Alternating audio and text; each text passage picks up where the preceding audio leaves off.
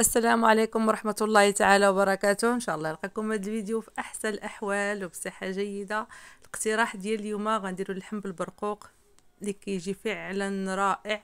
غنديروه بالبرقوق بالمشماش، المشماش اللي كنت صيبته معكم في الوصفة اللي درت معكم في اليوتيوب، المشماش المجفف كيجي فعلا رائع. غادي نخلي لكم ان شاء الله الرابط في صندوق الوصف. يعني علاش نشريوه بالغالي وحنا بامكاننا نصيبه في الدار ونخضروا به. اليوم غادي نديروا هذا الطبق هذا اللي كيجي فعلا طبق تقليدي ورائع جدا. كنحتاجوا له يعني اللحم، بما انها ايام العيد الاضحى المبارك، ف يعني كيكون عندنا اللحم متوفر. هنا كناخذوا يعني خذوا اي قطع ديال اللحم، انا خديت من الطرف ديال الكتف، ممكن تاخذوا اي قطعه بغيتو. ففي واحد الاناء على بركه الله كنحتاجوا العطريه، كنديروا سكينجبير، عندنا الخرقوم عرق، معلقه ديال الخرقوم عرق، معلقه ديال القزبر يابس، عندنا معلقه ديال البزار، معلقه كبيره ديال المروزيه كتعطينا واحد المذاق اللي هو زوين لهذا اللحم هذا. الملحه كتبقى على حسب الذوق، ما كنكثروش لان حتى من بعد وعد كندوقوا الملحه كيف ما العاده. واحد معلقه صغيره ديال يعني معمراش ديال السمن الحار، وهنا الزعفران ديال زعفران شعره ذوبته في شويه د الماء وبه باش كنخلط الخليط ديالي، وواحد راس معلقه ديال القرفه، وهنا الثومه ضروري، الثومه يعني نسيت المقطع عفوا ما يعني تحذف، واحد 3 ضروسات ديال الثومه اللي كيكونوا محكوكين او مدقوقين مع الملحه صافي. وكنخلط الكل جيدا حتى كينسجموا لي العناصر. هنا ما كنديرش الزيت يعني باش يدخل ليا يتشرب ليا اللحم في هذا الخليط هذا، ما كنديروش الزيت ما كنديروه يعني حتى لمرحله اخرى غادي تشوفوها في الفيديو.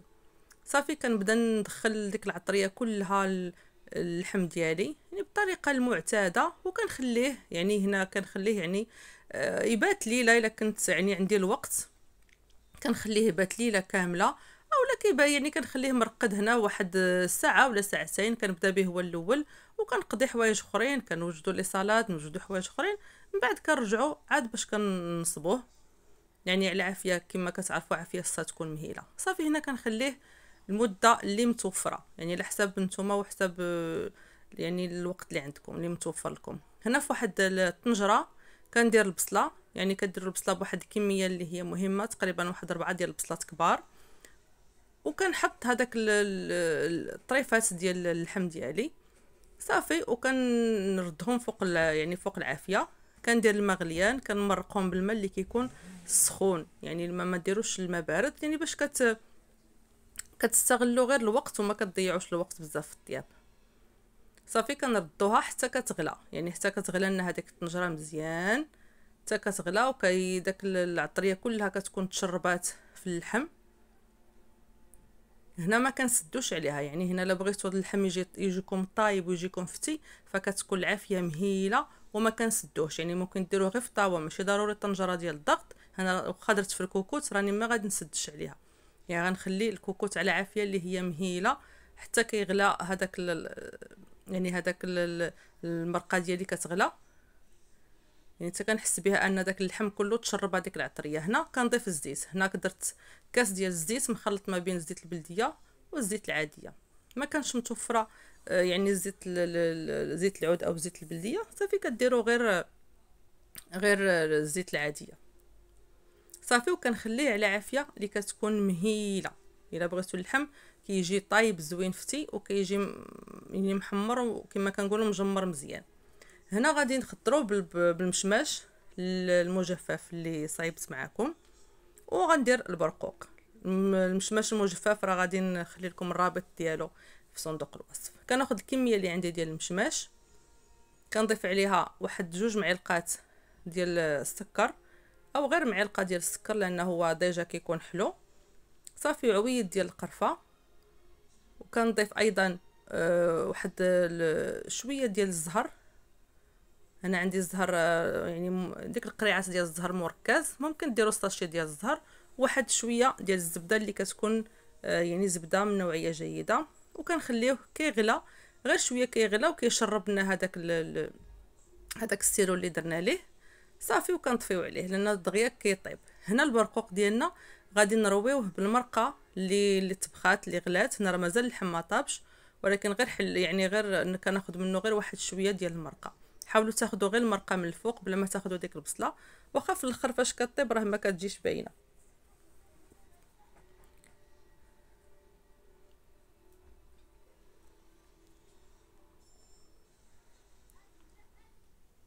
صافي وكنخليو البرقوق ديالنا حتى كيطيب، يعني حتى كنحسوا به انه يعني قرب يطيب. صافي وكنضيفوا ليه يعني الاضافات اللي معروفين. كنضيفوا ليه السكر، كنضيفوا ليه الماء الزهر او ساشي ديال الزهر، كنضيفوا ليه القرفه. هادو هما الاضافات اللي كنديروا ليه باش كيتعسل، يعني الطريقه التقليديه اللي كنعسلوا بها البرقوق، وكنخليوه حتى كيتعسل حتى كيتبدل يعني داك اللون ديالو كيولي يعني غادي انه يعني كيولي بحال العسل. صافي وفي هاد الاثناء راه هو كيتعسل صافي هو كيطيب. وكنردوا معاه البال لان كنكونوا دايرين فيه السكر، يعني كنخافوا ما امكن يعني كيمشي لسقنا او اللي فيه ديك النسمه ديال الحرق، داكشي باش كنبقاو رادين ليه البال. صافي هنا المريقه ديالنا راه تقريبا بدات كطيب، بدات كتشرب. كنخليوها حتى كتنشف، يعني كتعطينا ديك المرقه اللي كتجي ملبيه وكتجي زوينه، وكنخليوها حتى كتنشف مزيان.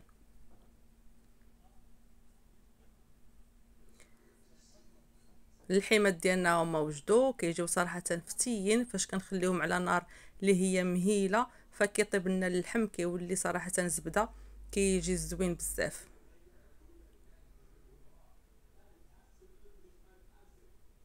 يعني ديك المريقه كتجي عاقده وكتجي خاتره، كتجي صراحه زوينه. الا بغيتو تنقصوا الكميه ديال الزيت ممكن تنقصوها، حيت هنا الكتف راه ما مشحمش ما فيهش الشحمه. داكشي باش درت انا كاس ديال الزيت، ممكن ديروا نص كاس ديال الزيت الا كان عندكم اللحم درتو شي طريفات ديال يعني طروفه ديال الشحمه، او كان اللحم فيه الشحمه فممكن تنقصوا الكميه ديال الزيت. صافي هنا كندير التزيين ديالي، درت المشماش بهذه الطريقه. من التزيين كيبقى على حسب دائما على حسب هنا راه ما خلاونيش كاع نسربي الدراري ما خلاونيش تنفيني على خاطري لان زربانين بغاو يتغداو، فكل شيء واقف عليا كيقول لي سربي سربي. المهم انا درت غير داك يعني داكشي اللي قدرني عليه الله وصافي، يعني دغيا سربيت. راكم عارفين واش كيوصل وقت الغدا صافي ما كيبقاوش يتسناو عاد. صافي هنا درت المشماش بهذه الطريقه هذه، درت فوق الكركاع كيجي واحد يعني واحد المذاق زوين، كيتواتى هذا الكركاع مع المشماش كيجي صراحه زوين. صافي هنا غندير شويه ديال الزنجلان، يعني الا كان متوفر عندكم ديروه، كيعطي واحد المذاق زوين كيتواتى حتى هو مع البرقوق. صافي وكنزيدوا شويه ديال اللوز. المهم داكشي على حسب دائما على حسب المتوفر، وداكشي الا كان ما كان شيء كنكتفيو غير بالمريقه عاديه، ممكن نديرو غير اللحم ونخضروه بشويه ديال اللوز من الفوق راه كيجي زوين. غير اللحم مع البرقوق داكشي يعني كيبقى صراحه على حسب المتوفر والموجود. كان هذا هو الاقتراح ديال اليوم، كنتمنى ان هذا الاقتراح يعجبكم وتجربوه في هذه الايام ديال العيد المباركه. الى عجبكم الاقتراح دعوا لامي وابي بالرحمه.